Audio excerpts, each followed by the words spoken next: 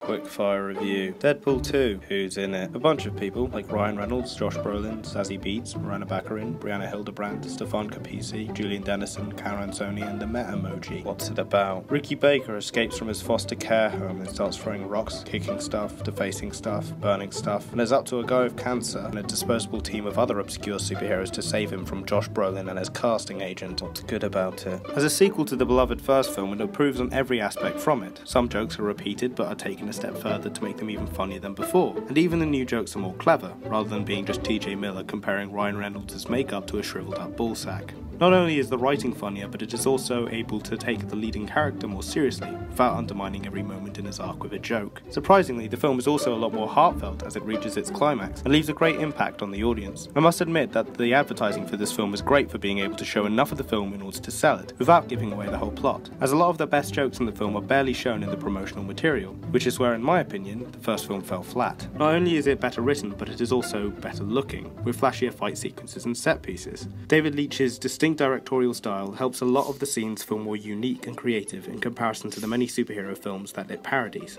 And whilst this may take away the charm of the low-budget look of the first film, it does add a lot of fun and creative ways in showing how certain characters deal with certain situations, particularly with Zazie Beetz' Domino. What's bad about it? Whilst it gives plenty of character development for Deadpool himself, the film barely develops the new characters it introduces. Whilst both Josh Brolin and Zazie Beetz bring great performances to their characters, they barely have anything to do in the film but react to how ridiculous the protagonist is. The same could be said for the returning characters, such as Negasonic Teenage Warhead and the ever-lovable Colossus. None of these characters really have an arc and are only there to support the main character. And although a majority of the jokes are hilarious, it does go a bit overboard with its constant fourth wall breaking, which does disrupt the flow of some scenes. Though this is part of Deadpool's character, it can be very gratuitous at times, particularly when the film stops to look at him in a more serious manner. What's the verdict? Other than its lacking supporting characters, Deadpool 2 brings twice as many thrills as the first installment, presenting more stylish and creative set pieces, smarter jokes, and a greater understanding of the character it focuses on. Though it doesn't give us the same treatment to the rest of the cast, they are all widely entertaining to watch from start to finish. Therefore, my overall verdict for this film is... That